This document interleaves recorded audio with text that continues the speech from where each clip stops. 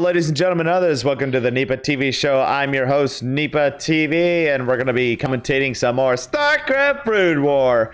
Doppelganger LOL, because they're both barcodes, if you didn't know that. So the text war did not delay in terms of being enacted, and they're both mirroring each other. Are they actually? They are not the same race. That would be even more funny, but because of the fact that they're mirroring each other in text. Yeah, you understood it. Anyways, so map is, I believe it's Fighting Spirit, if I'm not mistaken. It's always a safe guess.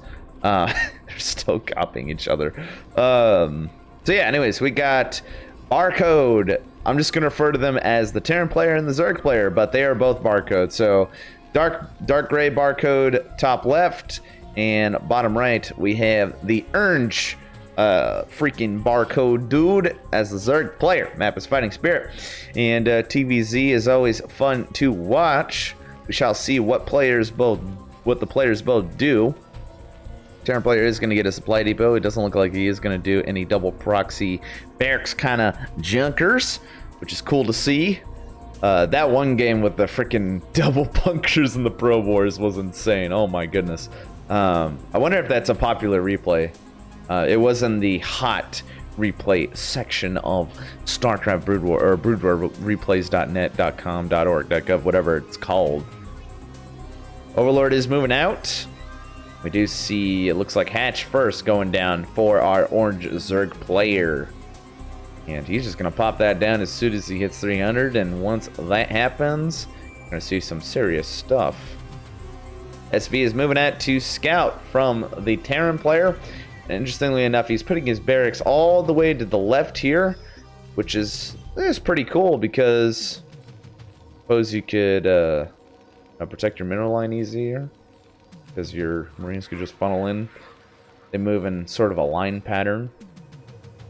Maybe, I think StarCraft 2, they move in a line pattern too, if not clumped together. But if you do right click on a single Marine, they can kind of clump up, I guess. So Brood War is definitely more clunky in terms of pathing and controls. We got a Marine coming out, as to be expected.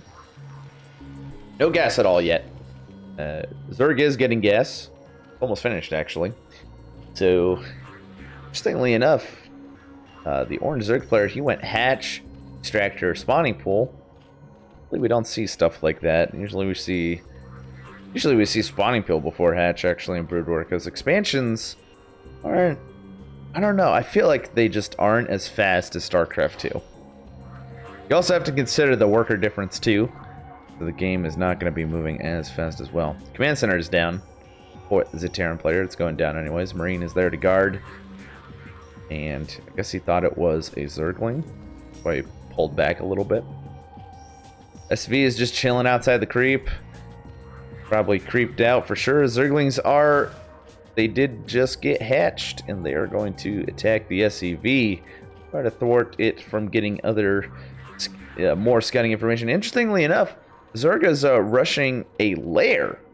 Weird. I have never seen that before. So, is he rushing mutas? That would be cool to see. I feel like that is what he is going to do.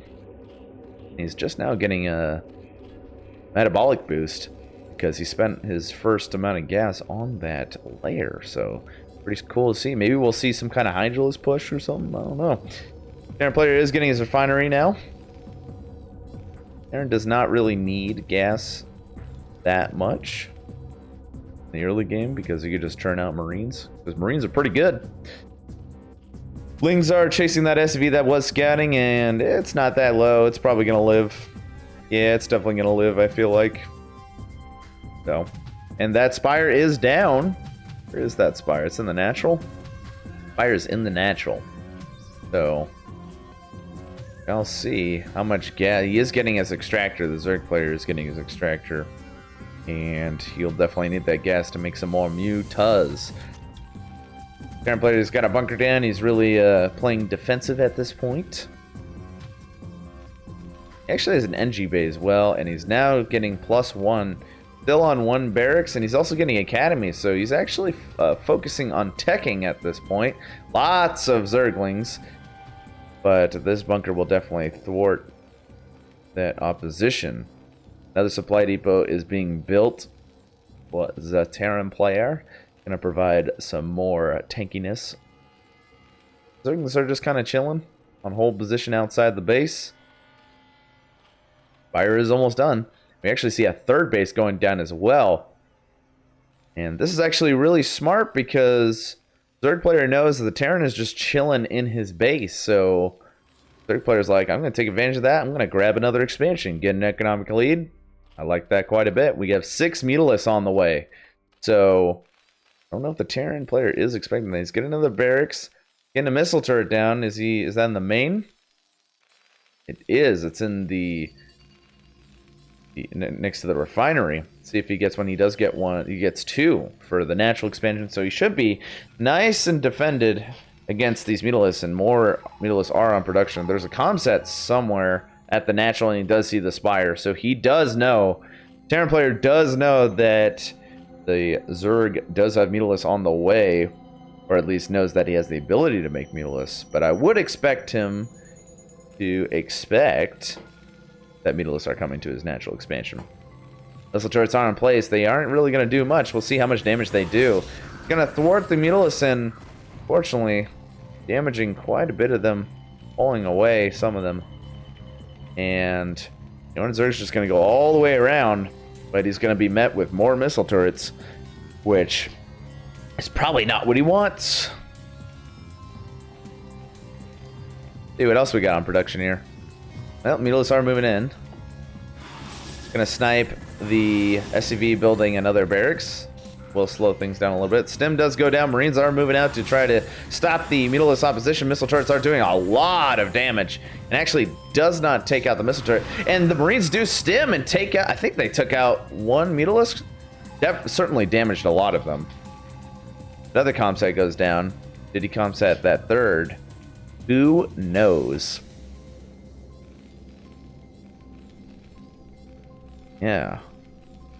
Got some flyer carapace, so third player is really putting a lot of investment into his Mutalisk, but fortunately, from my perspective, I'm not seeing a lot of damage coming out. Sure, he could snipe these SCVs, that is pretty good, that certainly does help, but in terms of actual...